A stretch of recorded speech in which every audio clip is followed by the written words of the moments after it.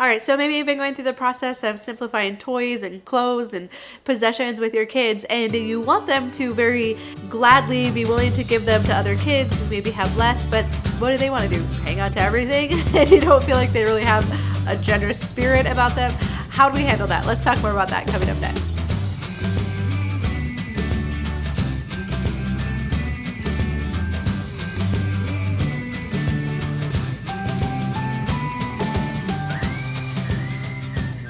Well, hi, I'm Dawn from The Minimal Mom, and yes, this question comes up very frequently about how do we get our kids to be able to give stuff gladly and generously, and we encounter this in our own house. We have 4 kids, ages 4 through 9, and it's so funny because we have 2 that are so generous. They would give you the shirt off their back if you asked them to, and then we have 2 that just like their stuff and they want to keep it all. And it's funny because all 4 of them were raised in the same house, right? But they react differently. So I think it's important to remember that our kids are all wired differently. The 2 that are able to give really generously are also gifts people, which if you are familiar with the 5 love languages. And so they really see, like, when they're giving their stuff away, like they can really clearly imagine like giving a gift to somebody else and how excited they are to be able to receive it. And so our other kids, they just don't see it that same way.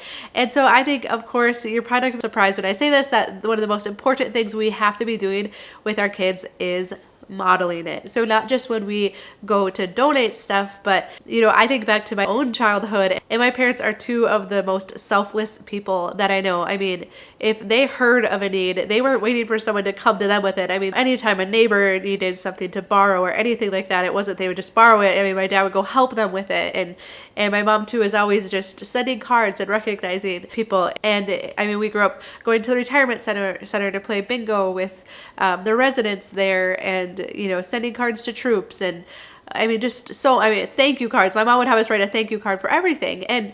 But what I realized now looking back was that, I mean, this really was an integral part of my childhood. And so, and it stuck with me well into adulthood. So it's important. And so how do we model that with our own kids? So like I said, I mean, sending cards to troops. I know when we did Operation Christmas Child with our kids this year, some of them, they couldn't really grasp the concept of, oh, there's kids in other countries that wouldn't otherwise get anything for Christmas. And so we watched the YouTube videos of the kids receiving the gifts, and then it like clicked for them and they're like, oh, wow.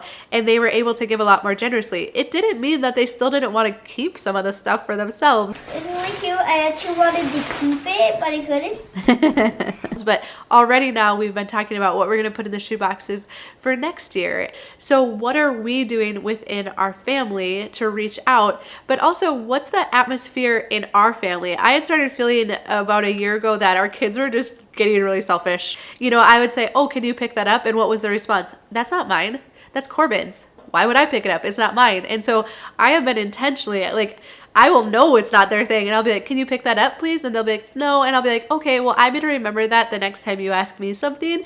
And so they're just learning now. Like, if I say, will you pick that up? It doesn't matter whose it is. We just pick it up. We're a family. We work together. I grew up on a farm, so it was like all hands on deck, right? It was just a given that we were going to all help all the time. But I notice now we don't have that same atmosphere at our house. So I have to be intentional about creating situations where we're helping each other and where they're working together. And I'm creating these because sometimes it's really easy to help people outside of our family, to donate stuff to homeless people or, to kids that have less, but it's sometimes harder to help the people that are closest to us. So that's been something we've been trying to do. And also just whenever possible to be able to show them who the end recipient is. So if you're donating toys, well, who is it that might receive it? If you're donating to a shelter, you could tell them the type of kids that live there and the type of situation they're coming from. So that's been helpful as well.